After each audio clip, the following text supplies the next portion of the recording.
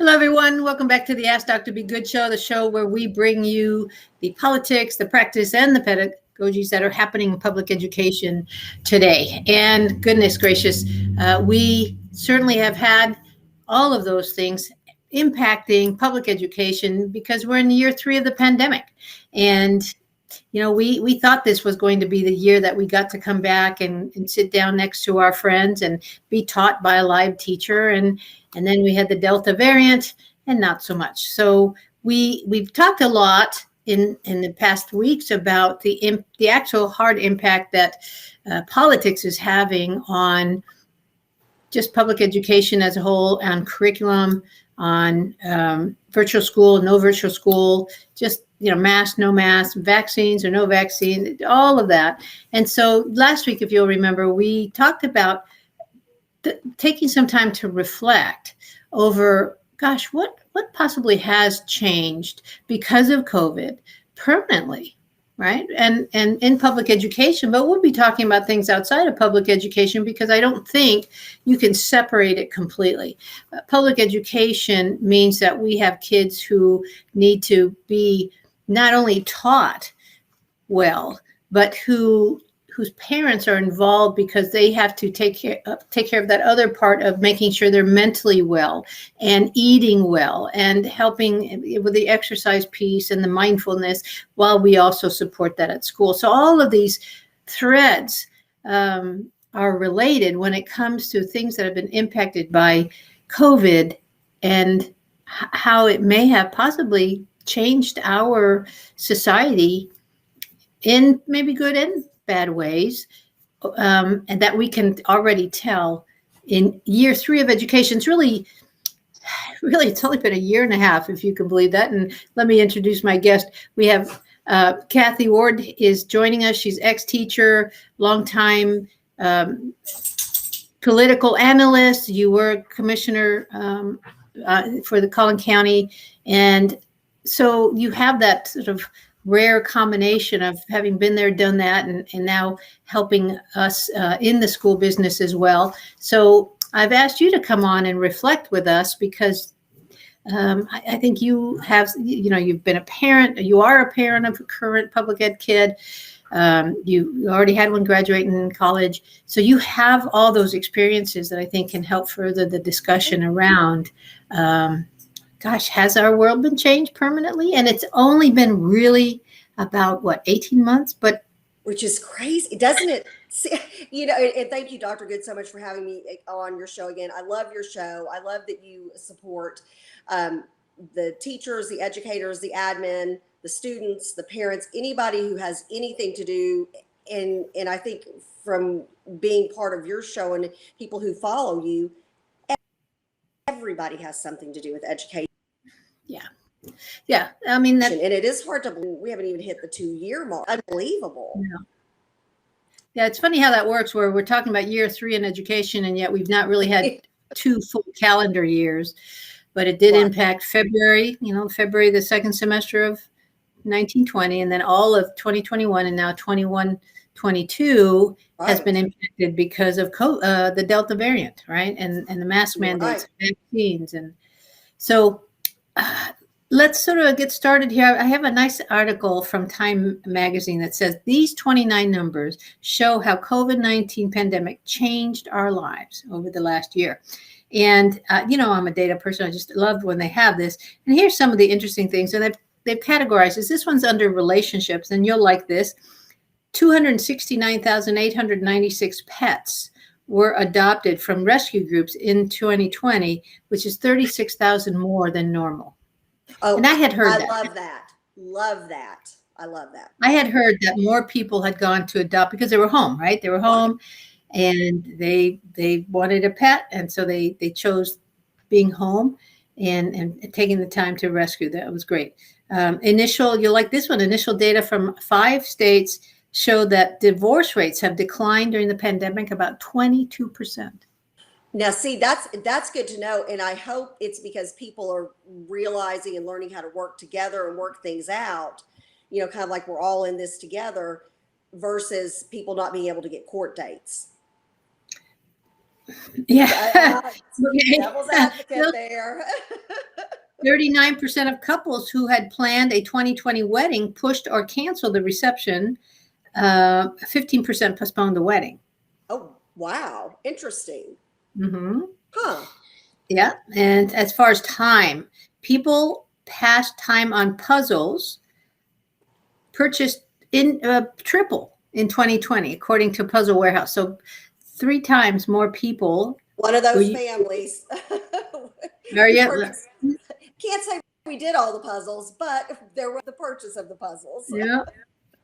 In March 2020, the average adult spent 13.5 hours per day looking at screens, up from 3 hours and 20 minutes from 2019. Shock face, right? No. We were on their devices. Yeah. Well, that was the only way for so long. I mean, how many meetings did you and I have trying to, introduce people into the legacy charter world? Zoom, the phone, FaceTime, that was our only option. Well, this is one that certainly we can expand to the public ed as far as in February, starting February, March, we were scrambling to find devices for kids, infrastructure, yes, hotspots. If you can, we pulled off, public education pulled off one of the biggest miracles around, and that is that we got most of our kids in the United States, not even in Texas, yes, in the United States. On which is amazing. Right. And virtually, yeah. And so that's it's something, real quick, it's something that when I look at what folks were able to do in education with technology, anybody who is sitting there, and I know right now there are some teachers who, because they choose to wear a mask or they choose not to wear a mask, depending on where you are on this, you're going on social media and beating your kid's teacher up. Your teacher did everything to keep your kid connected to education. Please don't forget those first few weeks, first few desperate days. Please don't forget everything your teacher has sacrificed. I mean, and again, I'm going to say this. I said this the last time you had me on your show. If you don't think educators are a first responder and they're on the front line, you're crazy. That's right. And we have sort of gone back to not valuing our teachers. Right. And our teachers are paying us back by quitting. That's another show for another time. Unfortunately, it's coming sooner rather than later to talk about how we have this perfect storm coming up about teachers quitting left and right. They're not going into teaching colleges in the numbers that they were before. Parents are discouraging kids from going to become teachers. And so we're going to, we're going to have a problem in the future. And that's going to change us too, because schools will have to resort more to online. Even though kids are there, they're going to have to be taught by one teacher, maybe in several buildings, with a TA in attendance. If we can't find teachers, that's our future. Yeah, you're right. You're right. I think with the decline in people becoming teachers retiring early, I know some folks who are teachers, who are educators, who loved it, and they've said, enough is enough. They're going into other fields, and the kids lose. And nobody else loses. The politicians don't lose. At the end of the day, the parents don't lose. It's those kids that lose, because those good teachers, there are so few teachers out there who just love what they do and who are so good at it. And if we're losing those teachers, we're in a bad position. Yeah. And that's one of those things that we know something has to change. We don't know yet what it is, but something will have to change. And some of it may have to do with more money, but a lot of it has to do with understanding what we're asking teachers to do and having to restructure it so that it's not so burdensome, because it is. And then they're having oftentimes have a second job to be able to meet other bill needs. So air travel dropped from 4.5 billion passengers worldwide in 2019 to 1.8. So it's more than halved. And of course, you can understand that people are afraid to fly. Right. And I flew a lot last year, but I was often able to get my whole row. Nobody was. Right. But now it's back. The average household watched 11 hours of streaming video on demand in July, which was nearly double from the year before. I believe that. I believe it. Yeah, and public school buildings um, closed to all, which was 50.7 million K-12 students in last March. And today, one out of five of those kids does virtual only. So we went to really pretty much full time in school to now 20% of kids doing virtual. Wow. So that's a new norm. So in so many changes, and it's interesting because when you first started your show for the school year, when you did your kickoff for the school year, um, it was, hey, everybody's going to be back, and all of a sudden, wait, no, they're not. And then you've got some of these. One of the school districts I spoke with earlier today, they had something like 20% of the kids in the classrooms were out with COVID or being quarantined because they had been exposed to it. Um, we're not back to business as usual. We just aren't. We hate it. Educators and the people in education, I think, wanted more than anything to be back to normal. We're not. Well, and it's more than that. It's unfortunately, we're still feeling the impact of politics because schools aren't able to operate as they see fit as far as whether to wear a mask, whether to require a vaccine, whether to be allowed to have virtual school for those that have been exposed and get paid for it. Those still are questions. We're in year 3 of that, and those are still questions that are not answered. Right. Well, actually, they are answered. They're not going to pay. Unfortunately, right now, in the state of Texas, for example, they are not paying for any type of virtual school. There's a bill out there that if it's passed, it will allow 10% of your school to do virtual, but that's not the point, right? That's Right. like 10% of kids who, oh, by the way, they passed the state test last year. They have good grades. They don't have attendance issues. It's not to be used as an emergency pandemic exposure Right. opportunity Right. to keep kids, going and keep having them keep up with their schoolwork. Right. And I think that hopefully will be coming in the future as our adults, because you've heard me say what's wrong with public education is that it's run by a bunch of adults, right?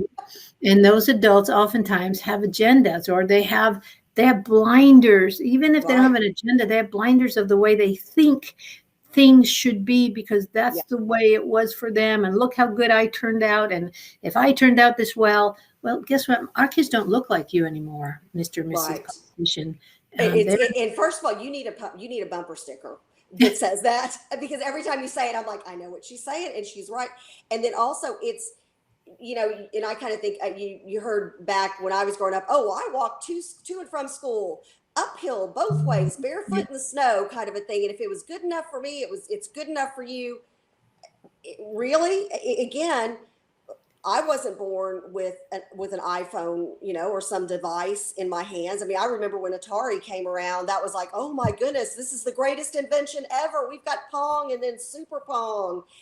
But kids nowadays, I mean, they've got devices that are teaching them how to read at younger ages than ever. So it is a different world. And I think in education, for some reason, Dr. Good, we have adults, we have a really hard time.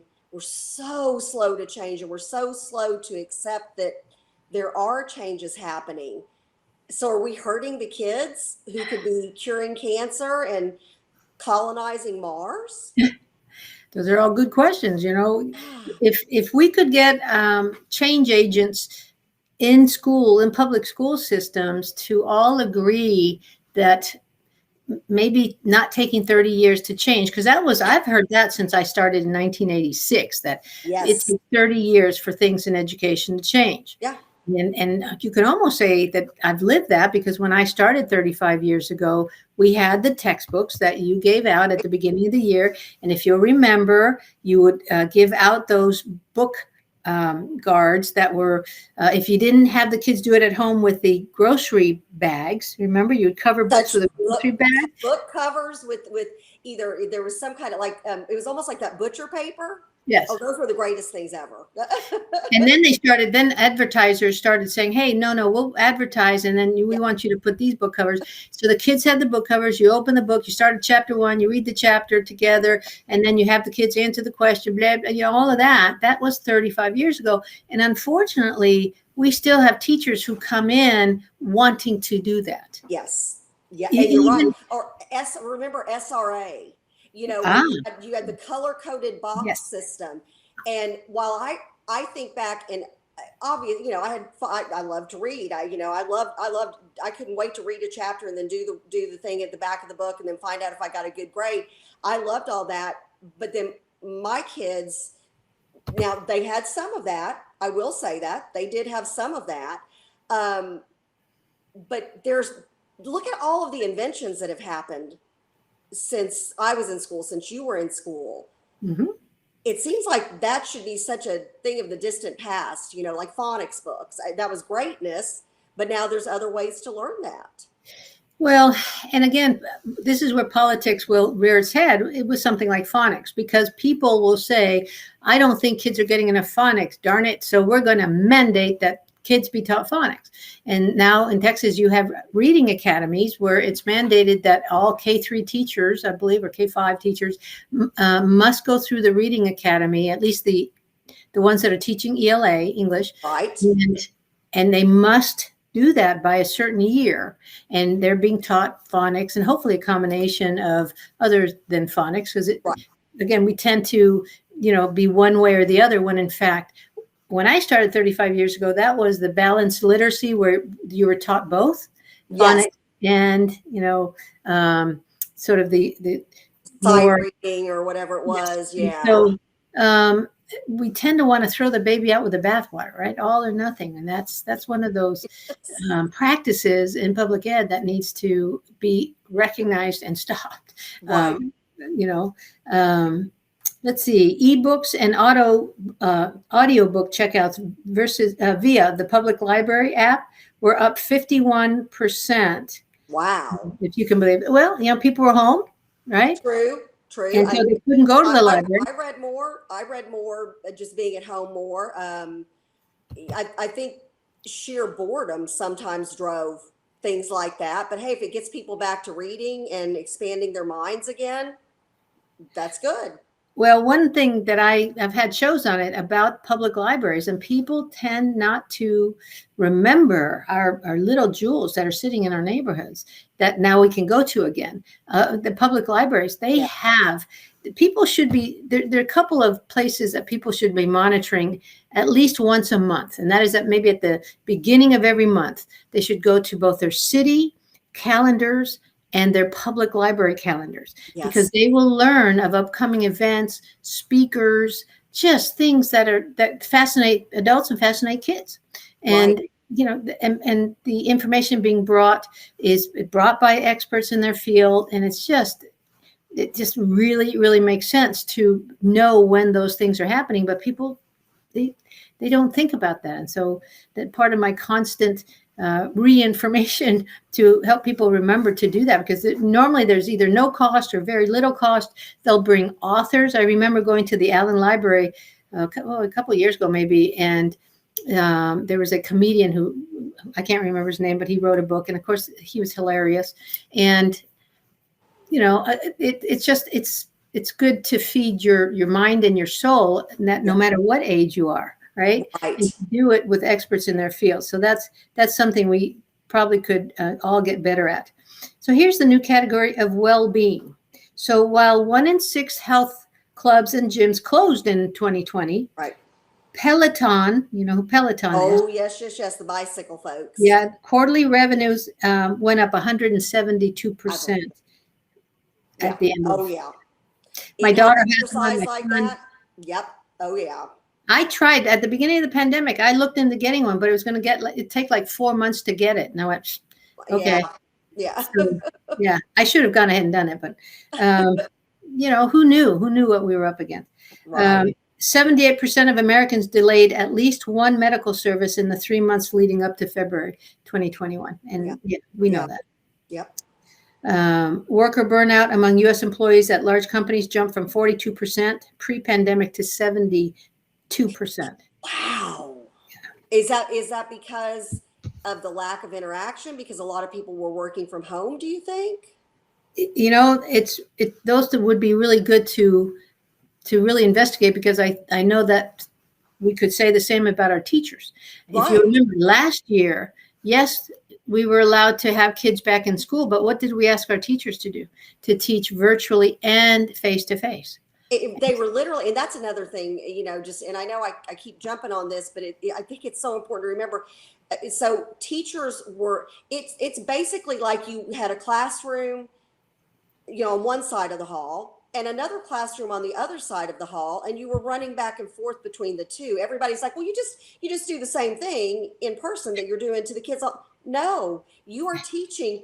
Those are two different teaching styles that have very different approaches. And again, somehow teachers did that. And God bless. well, the good ones did. Yeah. Unfortunately, there were many teachers who, because I saw it. I was walking classrooms last year, and I saw and was very concerned about the fact that we had kids there, but they were all online. They're all there with their computers, Right. and the teachers at the desk, and she's or he's online, doing both. Right, they're monitoring, and they're doing the same thing for both audiences, and so there was still a lack of there was so much hesitancy about getting up and getting near kids, Yes. right? Yeah.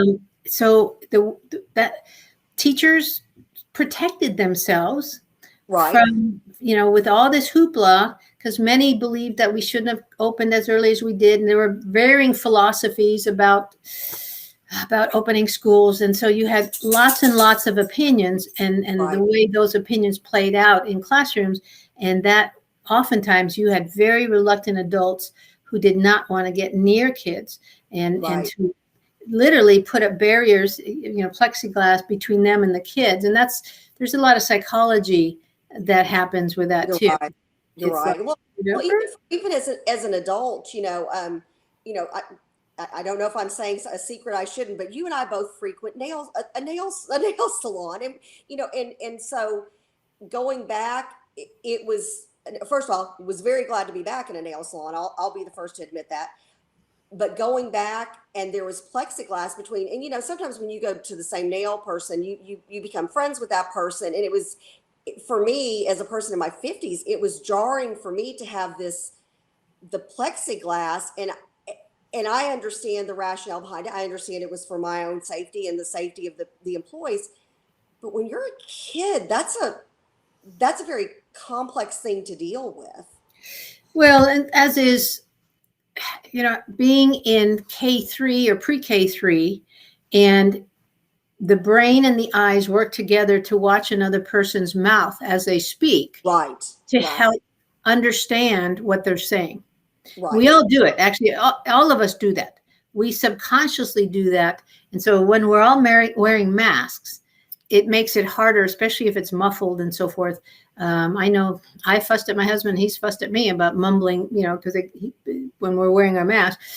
But imagine being in school and trying to teach, especially dyslexic kids, you know, special Oh, ed kids. yeah, special ed kids, especially, and it was interesting. One of the moms on one of the social media sites that I follow, and she happens to be a friend of mine from college. She has a special needs daughter, and her daughter, with, you see this mask. Well, okay, I guess I know somebody's smiling at me if I see their cheekbones. Like right now, I could cover your mouth up, and you've got great. First of all, you've got great cheekbones, by the way, but I can see when yours raise up to smile. Yeah, So my lines. it's no, no, no. I'm talking about you've got great cheekbones. Let's just go with that. And so, but she was saying how her daughter, not seeing that smile on her teacher's face when she got something right or when she read something, and the teacher's like, "That's awesome," that big smile, she would automatically assume that everything she had just done or everything she had just said was incorrect.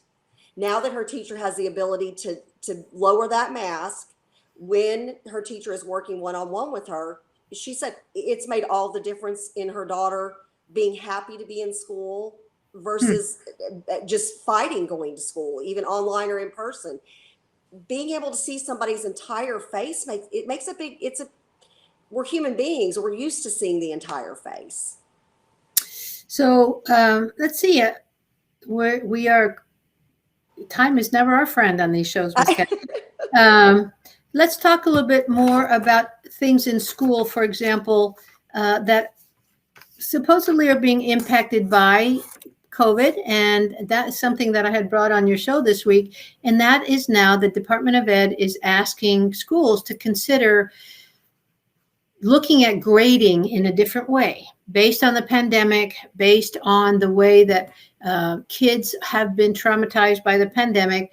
It is their contention that grades can traumatize, and kids don't need more of that trauma. So we should consider moving away from the old-fashioned grading system of grading things during a 6 weeks, sometimes it's 9 weeks, but let's talk about 6 weeks. Okay. We get activities, we get tasks, we get assignments, homework, and the kids turn them in and we give them grades, right? And Right. oftentimes, and I'll use because of time not being our friend, I'll use a worst case scenario. Let's say that you, Kathy, have come into my classroom. You've been you're a secondary student. You've been really demoralized by having to stay home. This year's the first year you've been at school for a year and a half, and you just don't, you're uncomfortable at school because of this social distancing and mask thing, and you just aren't doing your best as far as school wise. You're trying to figure it out after a year and a half of being home. And so your grades are suffering a little bit. You're not connecting with your teachers as much as you had in the past, because your hormones are, it's just that part of your life. And so you were late on a few assignments, and your grades in the beginning of the 6 weeks were not where they should be as far as passing or B's and A's and B's, what you're comfortable with normally. And so you and I sit down together, we come up with a plan. We get your parents in on it. We all are agreement about the plan, and then you start executing the plan. You start coming to tutoring, and you start coming to if we have any other opportunities to extra work, so that you can get your grades up. And so by the end of the 6 weeks, your grades are high C's and B's more regularly than they were at the beginning. But if I were to sit down and do the old-fashioned averaging your 6 weeks worth of grades, you're probably going to get a 68 or 69, because the light bulb sort of turned on. As a teacher, it was the first 6 weeks of school. I didn't sit down with you until probably the third 6 weeks, because I saw that your progress report was going to not be great, and I didn't want you to be surprised. So that third 6 weeks before you got the progress report, I alerted your parents that you were failing, and that's the way it's supposed to work, right? Right. But it doesn't give you but about 3 weeks to then automatically start churning out much better grades. And there may not be enough assignments to help you overcome that. Well, then does that keep me out of the college of my choice? So what the Department of Ed is asking us to move towards, and it's very difficult. Think about your very structured AP teacher, right? Yes. And that's something else that's going away, by the way, pre-AP and AP. I can't wait till you do that show. I'm ready for that. But and so that their thinking is going to be very, very traditional, and they get the grade that they earned, end of story. But what the Department of Ed and other grading gurus, it's not only them, they're not making this stuff up. Other grading gurus are saying, hey folks, if your kid implemented the plan you sat down with them to do, and they're now showing mastery at the end of 6 weeks, do you then punish them by? Oh, that's tough. That is tough, isn't it? Wow, that's something we've got to think about. And then that leads me, and again, this is a whole nother discussion for a whole nother day. Like you, I'm a really big fan of PBL, project-based learning. So do we start to go away from the traditional 55-minute lecture answer the questions, do the assignment, you either cut it or you don't, or do we go towards teachers collaborating, bringing in outside experts? I don't know. This kind of makes me think, well, then all of a sudden project-based learning really looks good. Plus you're gaining life skills like presentation skills, working with people who are above your pay grade, people who have expertise in other areas. I don't know. Boy, that's a So, tough, that's a head scratcher, Dr. Good. so these are all things that I'm putting on your radar, putting on everyone's Yeah. radars to be on the lookout. We'll talk more about it, but certainly uh, COVID has forced changes everywhere, as we saw, the schools included. My hope is that we can get the schools to work a little bit faster than 30 years to implement positive changes, and that we will see those changes coming up in the next 3 to 5 years based on the data of what we've learned on using virtual school as a possible tool, not the only tool, but a possible A tool tool. in our repertoire. Yeah. Boy, lots to think about. Well, as always, our time together has flown by, and I thank you for We being just on. started. I thank you for being on Well, and thank you adding for to the having me. I discussion. always love being on your show. Well, thank you. Next week, we're going to have a returnee. It's a Indian lady who's written her second book, and she reached out after her first book. She writes positive books, and so I thought it would be time to have some positive stuff coming and some people who can maybe give us some tools to help us stay positive, because we still need them. We still Amen to need them. that. So thank you Dr. again, Good. everyone. Thank you, everyone, and we'll see you again next